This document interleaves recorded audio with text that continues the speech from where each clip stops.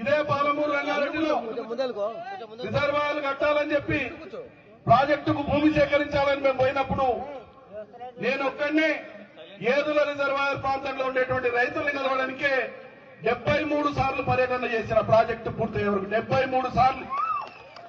ప్రతిసారి ఈ అంశాన్ని బోధించి వాళ్లకు వివరించి ఓపిక మీద కూర్చొని ఒక సందర్భంలో రాత్రి 10 గంటలకు ఇలా మషల్లో బతికే ఉన్నాడు, ఏదుల శ్రీనివాస్ రెడ్డి బతికే ఉన్నాడు, వాళ్ళని అడగండి.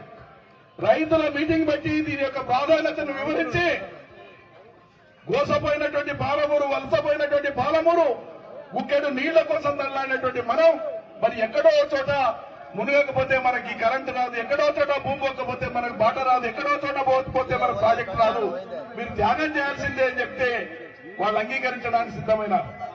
కానీ కొన్ని రాజకీయ పార్టీల వాళ్ళు ఆందోళన చేపించి మీరు ఎక్కువ అడగండి అని, ఇది అడగండి అని, అది అడగండి అని వాళ్ళను పక్కదారి పట్టించే ప్రయత్నం చేసినా ప్రజలు వాళ్ళ మాట వినలే.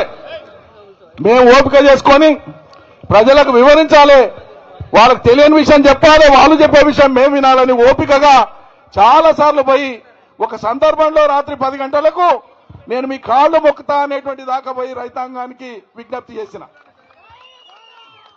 అంత ఓపికగా పనిచేస్తే ఇలా మన కళ్ళ ముందల పనులు కనిపిస్తున్నాయి. అది వదిలిపెట్టి మీరు ఏమైనా చేసుకోండి, మీరు బలిసి కూర్చున్నారు, మీరు కూర్చుంటే ఏమవుతుంది, మేము కట్టే తీర్థమని కూడా మాట్లాడితే నీవు కట్టలేవు, నీ తాత కట్టలేడు. లగచర్లలో ముఖ్యమంత్రి రైతుల భూముల్ని బలవంతంగా తీసుకుంటే అక్కడ ప్రభుత్వానికే లాగులను తడిసేటట్లు చేసిన రైతులు, నువ్వెంత ఈడ చేయనికే మేము ఊకుంటామా? రైతులు ఊకుంటారా?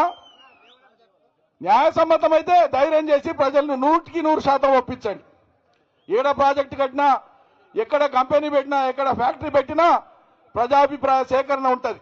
దాని పరంగా చేయండి, చేసి చూపియండి, ఒప్పియండి. కాదంటేనంటే ప్రజలకు నమస్కారం పెట్టి ఇంకో ప్రయత్నం చేస్తామని చెప్పండి. అది